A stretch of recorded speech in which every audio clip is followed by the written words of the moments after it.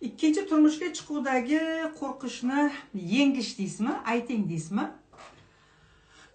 O'shaning aksi, siz nimadan qo'rqayotgan bo'lsangiz, o'shaning aksini ayting miyangizga. Sizning miyangizda hozir ikkinchi turmushga chiqsam, u ham birinchidek bo'lib qolsa, birinchisi rosa urganda, ichib kelib janjal qilardi, bunisi ham shunaqa bo'lib qolsa deysizmi? Shunday bo'ladi. Javob. Потому что mana siz ismingiz masalan Feruza deylik. Feruza, men bunga turmushga chiqdi. Buni hayoti jinnicha bo'ldimi? Xuddi o'sha Feruza uyga qaytib keldida, xuddi o'sha Feruza yana ikkinchi erga tegyapti. Yana xuddi shunday er sizga to'g'ri keladi. Потому что sizning energiyangiz, Feruzaning energiyasi shunaqa.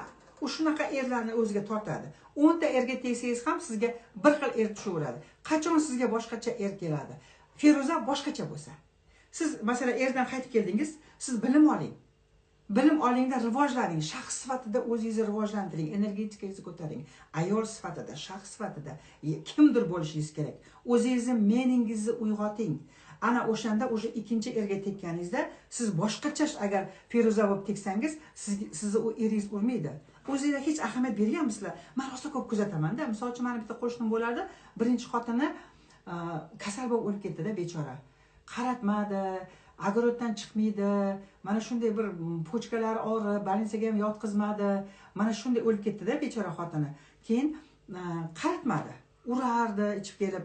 Keyin o'lgandan keyin bir oradan 2 yil o'tdi, boshqa xotin oldi-da.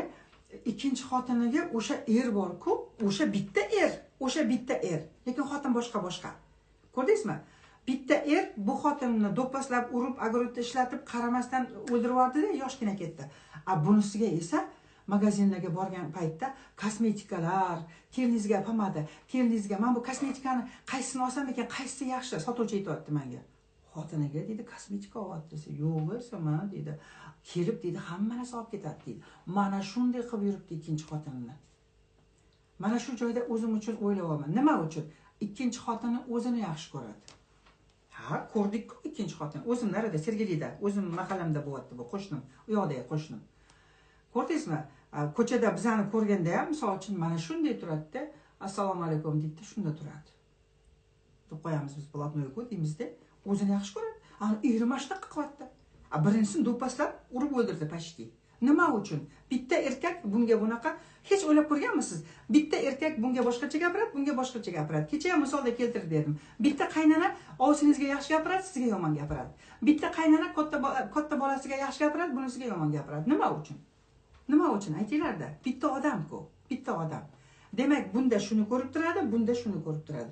Bu bilan значит, не так можно degan narsa bor.